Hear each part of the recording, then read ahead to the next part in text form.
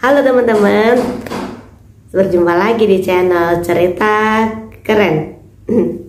Di sini kamu bisa menikmati cerita-cerita keren dari Zahra Wardah. Oh iya, kamu juga bisa mengunjungi blognya Zahra Wardah untuk teksnya dari cerita ini ya. Nanti aku tulis di deskripsi. Dan jangan lupa subscribe, like, share, and comment. Bagi yang sudah subscribe, sudah like, sudah share, sudah komen, saya doakan semoga rezekinya tambah lancar, sehat selalu dan bahagia. Terima kasih, selamat menonton. Cerpen oleh Zahra Wardah. Wanita pecinta bau melati. Sudah Dok, ayo kita kembali ke rumah. Ini sudah hampir maghrib, ajak Lena. Dijawab dengan anggukan pelan oleh Sasa. Dia merasa masih enggan untuk meninggalkan tempat itu. Sekali lagi, dia menghirup aroma bunga melati yang memenuhi taman di sana sebelum berlalu. Gadis tunanetra itu jalan pelan-pelan dibantu oleh ibunya. Dalam perjalanan pulang, setiap bau harum bunga melati menguat, Sasa berhenti sejenak. Dia meraup sebanyak mungkin aroma itu. Kalau bisa disimpan untuk cadangan, dia akan menyimpannya.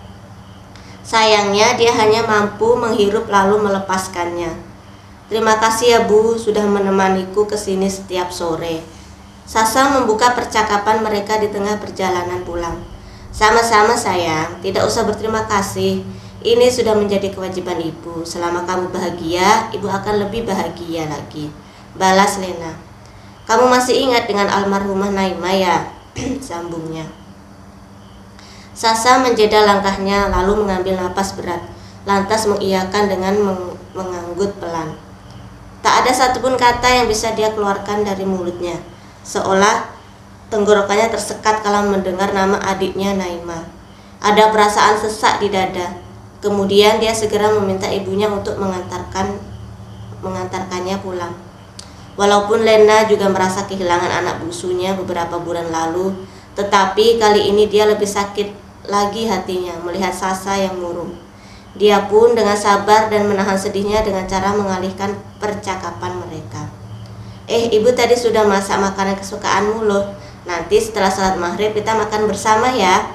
Tawar Lena sembari tetap menggenggam tangan anak sulungnya itu, berharap Sasa akan mengalihkan pikirannya. Oh iya, asik, terima kasih Bu. Lena pun lega melihat Sasa kembali menyuguhkan senyuman. Tak lama kemudian mereka telah sampai di depan rumah sederhana bercat putih yang sudah usang. Janda berumur sekitar 40-an tahun itu lekas bersiap diri untuk sholat maghrib terlebih dahulu. Tentunya dia juga membantu Sasa untuk bersiap diri sholat berjamaah dengannya. Sasa sangat menikmati ayam goreng dan sambal terasi buatan ibunya. Akan tetapi tiba-tiba dia menjeda aktivitasnya. Penciumannya dipertajam, hidungnya pun mengendus ke asal aroma yang membuat Sasa berhenti dari proses makannya. Kenapa, Nduk? Tanya Lena yang baru saja dari kamar mengganti kerudung karena kerudungnya yang dipakai sebelumnya tak sengaja terkena sambal saat makan bersama Sasa. Aku mencium harum melati. Naima di sini, Bu. Melihat tingkah putrinya, Lena sontak menitikkan air mata. Dia tak menyangka bahwa Sasa masih belum bisa ikhlas dengan kepergian Naima. Hatinya terasa teriris, perih. Dia pun tak bisa mengeluarkan kata-kata, takut ketahuan oleh Sasa kalau dia sedang menangis. Saat mencium aroma melati, Sasa segera terkenang kepada almarhumah adiknya.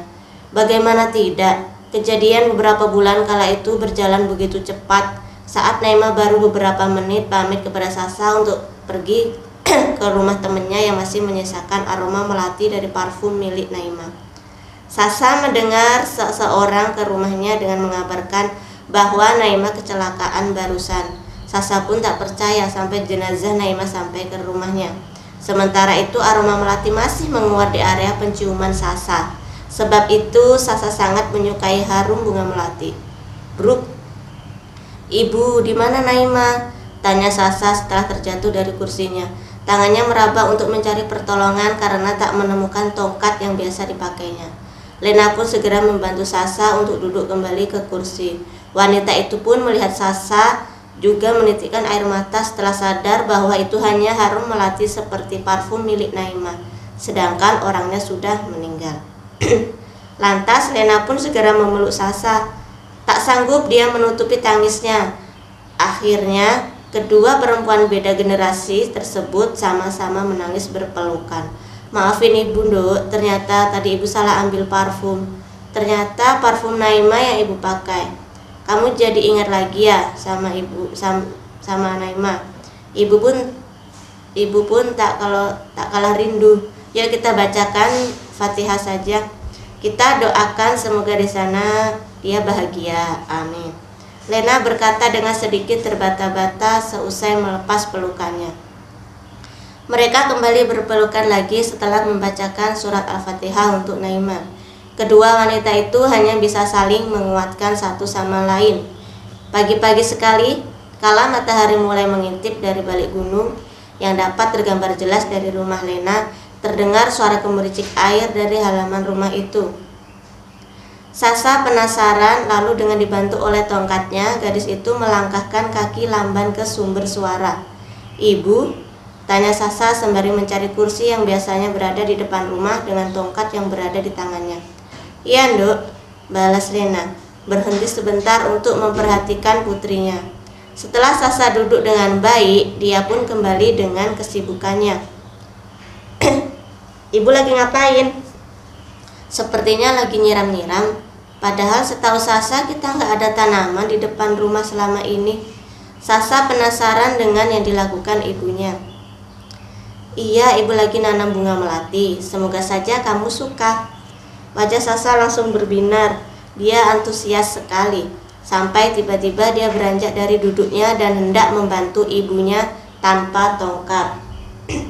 Hal itu membuat kaki Sasa tersandung oleh kaki kursi yang di sebelahnya dan terjatuh. "Aduh," pekik Sasa. "Ya Allah, Nduk, sudah kamu duduk saja. Jadi jatuh kan?" Lena sontak lari menuju putrinya itu. "Kakimu berdarah, Nduk. Bentar ibu ambilkan obat merah dulu ke dalam," lanjutnya. Sejenak kemudian Lena keluar dengan membawa obat merah dan plester. Dia membersihkan dan mengobati lutut Sasa yang dengan telaten. "Sudah, Nduk, kamu duduk manis saja di kursi, biar ibu yang bekerja ya," ucap Lena. "Iya, Bu," mimik Sasa memelas karena tak bisa andil menanam bunga melati itu. Lena melanjutkan lagi pekerjaannya yang tanggung selepas memastikan Sasa baik-baik saja. Dia menanam beberapa bunga melati supaya Sasa nantinya bisa dengan leluasa menikmati aroma melati. Dia berharap aroma melati yang ditanam bisa menjadi teman sehari-hari Sasa. Meski dia tahu tak mungkin Sasa mampu menikmati keindahannya, tetap saja dia yakin Sasa sangat menikmati raksi bunga melati itu. Selesai.